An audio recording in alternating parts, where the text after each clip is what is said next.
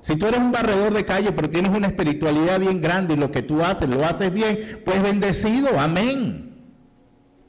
No importa la apariencia, todo depende de cómo tú asimiles la palabra. Si tú eres de la alta, tienes título, tienes tiempo yendo a una iglesia, pero no pones en práctica lo que aprendes en esa iglesia, de nada te sirve. Ahora, si viene alguien que no importa qué posición tenga, alta, baja, escucha la palabra y se están viendo frutos en esa persona, se están viendo que esa persona está dando frutos porque está oyendo y está haciendo, entonces no importa de dónde seas, eso ya no importa. Lo que importa es que el Espíritu Santo te está moviendo, lo que importa es que el Espíritu Santo que mora en ti te está haciendo producir frutos. No importa quién tú seas, lo que importa es el espíritu que llevas, lo que importa es lo que tienes dentro. No debemos juzgar al prójimo por origen, porque le fallamos a Dios. También fallamos a Dios cuando juzgamos la apariencia de la iglesia. Ya se los di una introducción al principio, ¿verdad?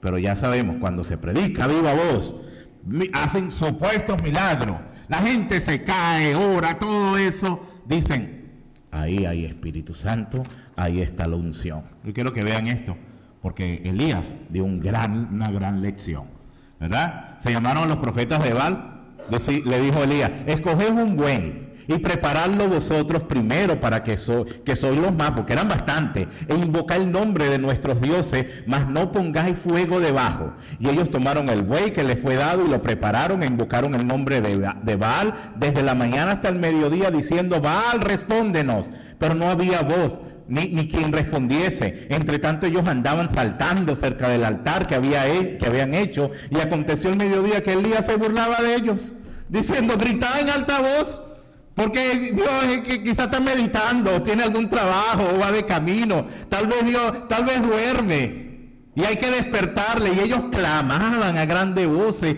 y se sajaban con cuchillos y lancetas conforme a su costumbre, hasta chorrear la sangre sobre ellos. Pasó el mediodía y ellos siguieron gritando frenéticamente hasta la hora de ofrecerse el sacrificio. Pero no hubo ninguna voz, ni quien respondiese, ni quien escuchase. No hubo nada, todo ese escándalo y todo eso, no hubo nada. Elías le dijo al pueblo, acercaos a mí. Y todo el pueblo se le acercó y él arregló el altar de Jehová, que estaba arruinado, y tomando Elías 12 piedras conforme al número de las tribus de los hijos de Jacob, al cual había sido dada palabra de Jehová, diciendo, Israel será tu nombre, edificó con las piedras un altar en el nombre de Jehová. Después hizo una zanja alrededor del altar en que cupieran 2 medidas de grano, preparó luego la leña y cortó el buey en pedazos y lo puso sobre la leña. Y dijo, llená cántaros de agua y derramá sobre el holocausto.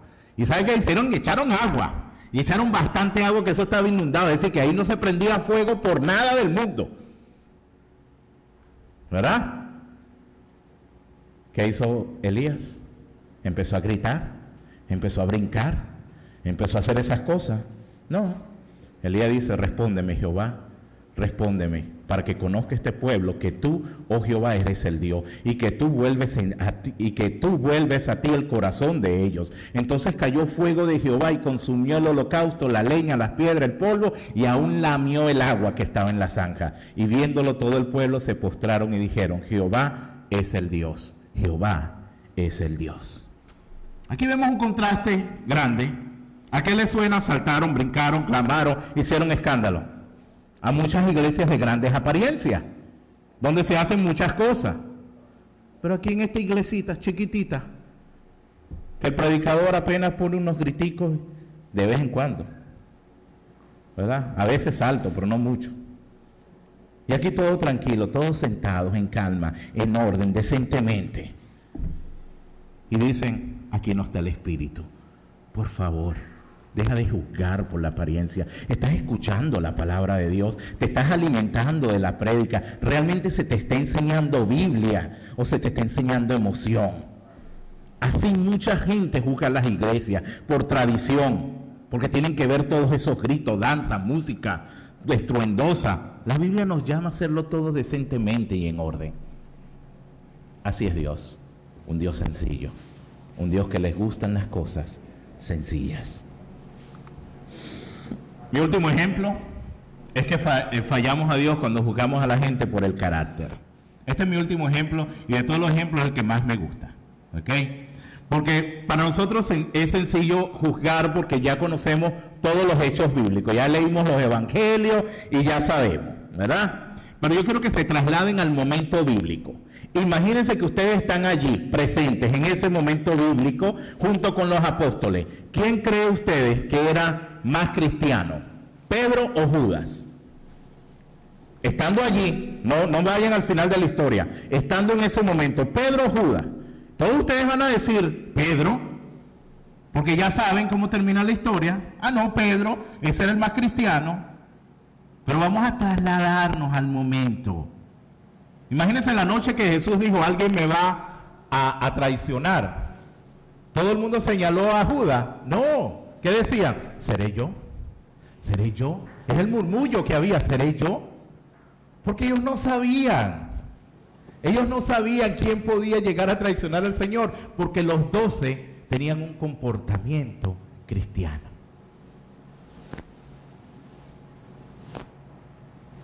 En Lucas 9 encontramos la historia de que a los 12 discípulos Jesús mandó a sanar, a hacer milagros.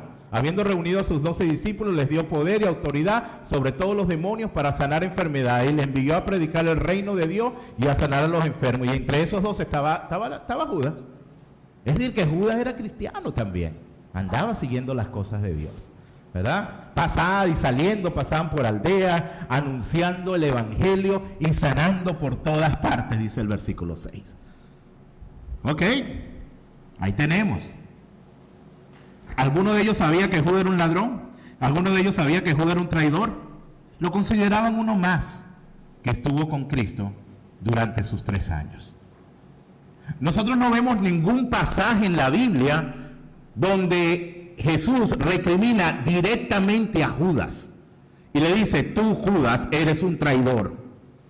Pero en cambio, si vemos un pasaje en la Biblia, en Mateo 16, donde dice, Pedro, tú eres Satanás. Aléjate de mí, Satanás.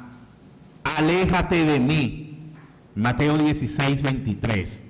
Aléjate porque tú estás viendo las cosas según la vista de los hombres. Aléjate de mí. Es más, Jesús le dijo a Pedro delante de los discípulos, tú me vas a negar.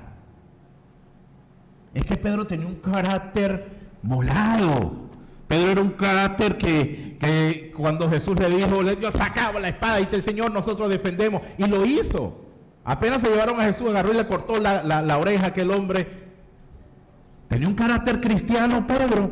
No. Pero sin embargo, fue aquel hombre que predicó delante de una gran multitud y 3,000 personas ese día fueron bautizadas. En cambio Judas, calladito, haciendo buenas obras, fue el que lo traicionó. Hermano, no debemos juzgar por el carácter, debemos juzgar por lo que hay dentro. Debemos juzgar por los frutos que las personas dan.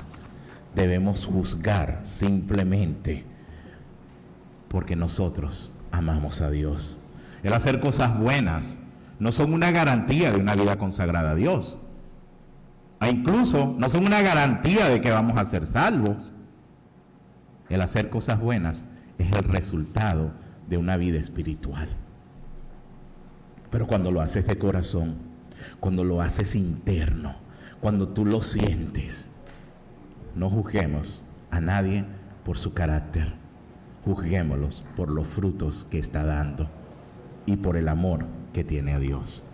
Yo quiero que ustedes vean estos dos pasajes, Hebreos 5:14 y Santiago 2:13, y los pongan en conjunto y se hagan unas preguntas, ¿verdad?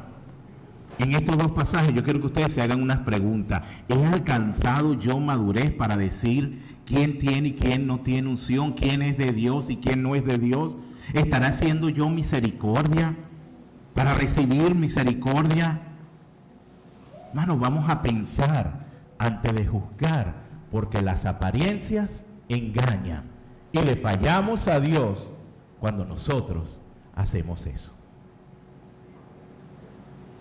Cuando venga alguien que tú estás viendo que está teniendo frutos, porque está escuchando y haciendo, a ese, si viene y te dice algo, a ese escucha, porque tú estás viendo que su vida está siendo transformada por nuestro Señor. A ese sí escucha. Muchas veces nos dejamos llevar por la apariencia, vamos a ponerlo a un lado. Ahora, ¿qué pasa si yo voy a una iglesia y me encuentro gente así? Gente que juzga, gente que critica, ¿qué pasa? ¿Qué pasa si yo voy a una iglesia y me encuentro gente así?